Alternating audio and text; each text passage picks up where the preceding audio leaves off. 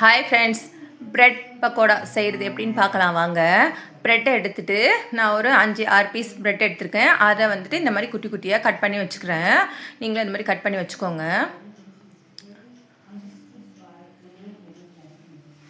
அதுக்கப்புறம் medium size 2 வெங்காயம் எடுத்து ரொம்ப குட்டி குட்டியாக பொடி பொடிசாக சின்ன சின்னதாக கட் பண்ணி வச்சுக்கலாம்.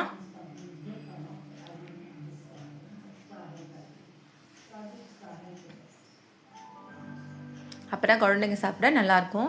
அதுக்கப்புறம் 2 பச்சை மிளகாய் எடுத்து நான் கட் பண்ணிக்கிறேன். உங்களுக்கு காரத்துக்கு எவ்வளோ வேணுமோ அதுக்கேற்ற மாதிரி நீங்கள் கட் பண்ணிக்கோங்க ஃப்ரெண்ட்ஸ்.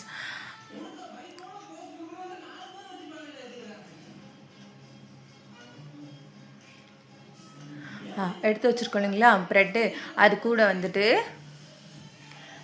நம்ம கட் பண்ணி வச்சுருக்கோங்களா பொடிசாக வெங்காயம், அதுக்கப்புறம் பச்சை மிளகாய், கொஞ்சம் கருவேப்பிலை குட்டி குட்டியாக பிச்சு போட்டுக்கோங்க.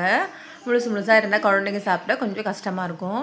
அதுக்கப்புறம் ஒரு 1/4 ஸ்பூன் மஞ்சள்தூள், 1/2 ஸ்பூன் சில்லி பவுடர் தனி மிளகாய் தூள், அதுக்கப்புறம் 1/4 ஸ்பூன் வந்துட்டு கரம் மசாலா, தேவைக்கேற்ற சால்ட்டு உப்பு, அதுக்கப்புறம் வந்துட்டு ஒரு 2 ஸ்பூன் கடலை மாவை ஆட் பண்ணிக்கிறேன்.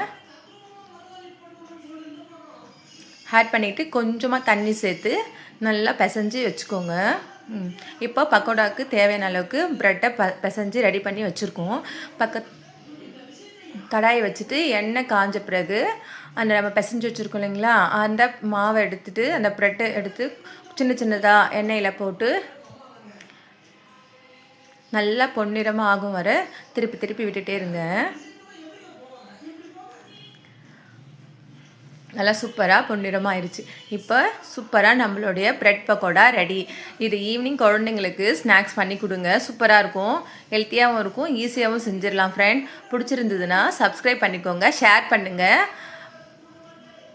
ஃப்ரெண்ட்ஸ் அண்ட் ஃபேமிலிக்கு ஷேர் பண்ணுங்கள். Thank you friends.